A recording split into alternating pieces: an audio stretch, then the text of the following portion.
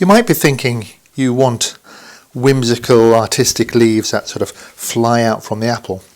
But that would be a mistake in this case, because we need to take into account the grain, which is going in this direction, the fibres of the wood running up and down. And if we undercut the leaf, as we want to, we're going to be left with a very weak edge just along here, which is fine if this is never going to be touched. It's going to be sitting in a glass case somewhere. But in the real world, that's going to break off. So you always need to take into account the strength of the grain. And where it's a cross grain like here, it's very weak. So we need to only undercut a little bit to make our point. We can certainly shape the top, but we have to really take into account the strength of the fibres here. So the first thing I've done is I'm putting a V-tool down the middle to create a groove, and then I'm going to tilt it to one side like this, because what we don't want to do is just hollow the leaves. We want to sort of get one leaf, say, rounded like this. So this leaf is rounding over. And the other leaf here, on this side, we can make a little bit hollow. So we get a bit of variation going on in each leaf. And in fact, this one will come right down and lose that little groove there.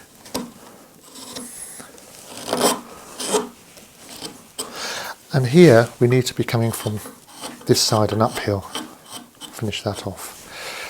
So back to my V-tool. So we're getting a little bit of interest in the leaf. Once you're happy with the top of the leaves, created some interest and variation, you can set in a little bit just around the edge so that you're really clear about the shape of the leaf. I'm using a narrower number 3 here to get right into there. So I'm just for the moment just setting in around the edge. When that's all done and you're happy, then you can start the undercutting, which means basically setting in as before, but instead of straight down, we set in at an angle like this. We push that in like so. Or if you use a broader chisel,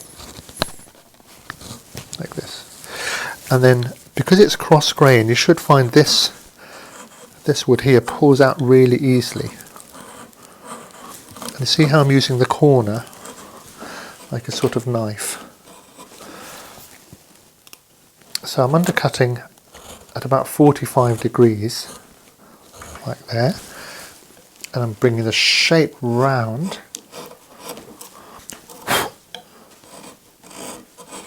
Up like this, and this corner here, this face here, this corner goes along the junction, and it meets this corner coming along here. So we're looking to have a nice tidy junction along there. So you can start here, one edge, and just work your way around, again tuning that apple, make sure that's coming across. So we've got quite a deep shadow under there, but we've still got quite a lot of strength. The junction here is a little tricky. We can try and skim off as much as we can here. I'd swap to a smaller gouge, like this one here. Setting it round and over here.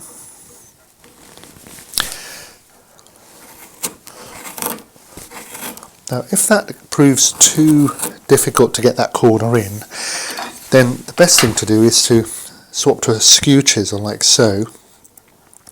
One important thing is that you mustn't, when you have this tool in the wood, rock it from side to side like this. You will snap the point off. If you don't have a skew chisel, then a sharp little knife like this will get in. So, I'm going to make that a little bit of a depression here still. So you come over here.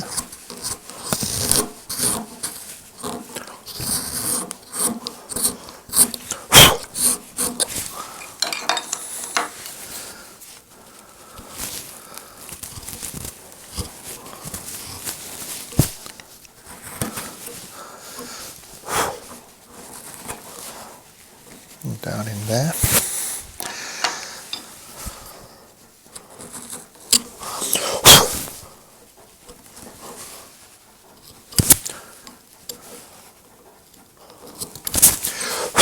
So bring this bit wants to be fairly near to the apple so that you have a nice lift from the leaves.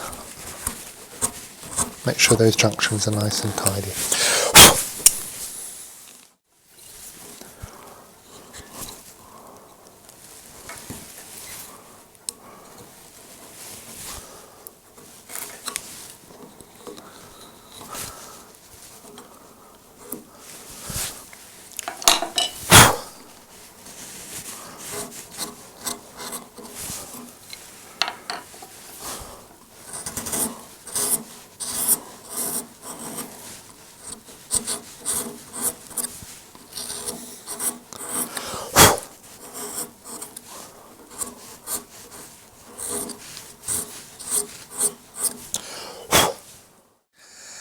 The last thing to do is to put some veins in, and we can do that with a V-tool. Tilt it a little bit, and that makes the cut more interesting. So you can tilt it away or towards the core of the apple. And then just a few cuts coming out of the centre vein like this.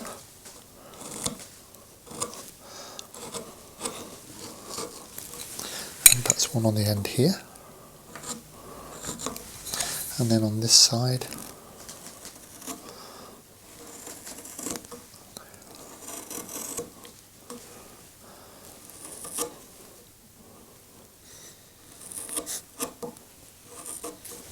And then on the other leaf as well, in the opposite sort of direction. We need a hole in the top here for the stalk, which we're going to fit separately. So I'm going to use this ordinary old-fashioned sort of hand drill. You can use a power drill, but I like to have this by the bench, and it's always ready for me to work. So a bit about 2-3 millimeters up to 1/8 of an inch wide is enough, right down the middle, like so. Nice and sharp.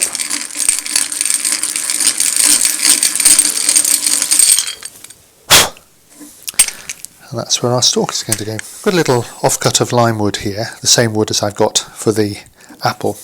And I'm going to use this knife and eventually going to whittle this stalk.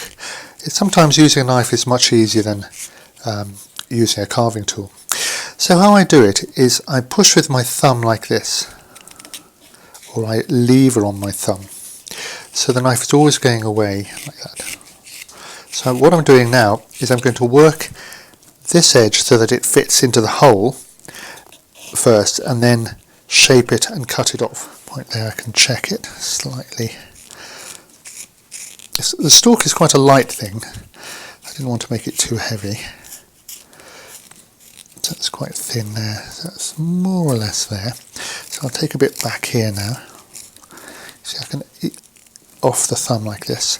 And a short blade, or rather a narrow blade like this, you can do a curve like that. So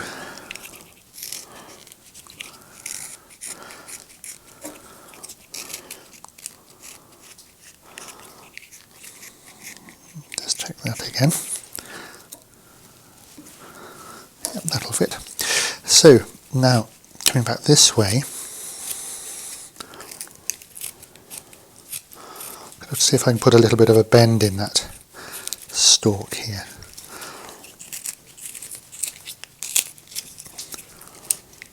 Pulling it back like this, stripping the wood back.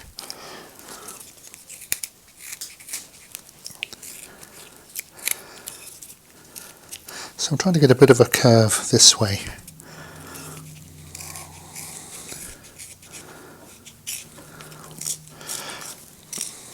So that'll look okay. So when I think I've got that more or less right, I can start going round like so.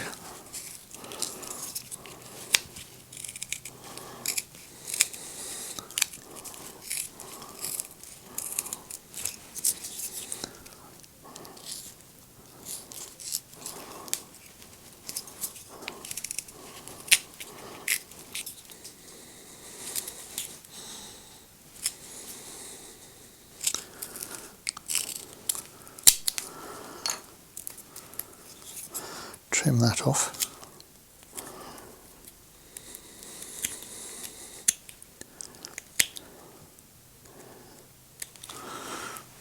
Then that will fit in there as my stalk, which I'll glue in. So all that's left now is to take the apple off the holding piece of wood.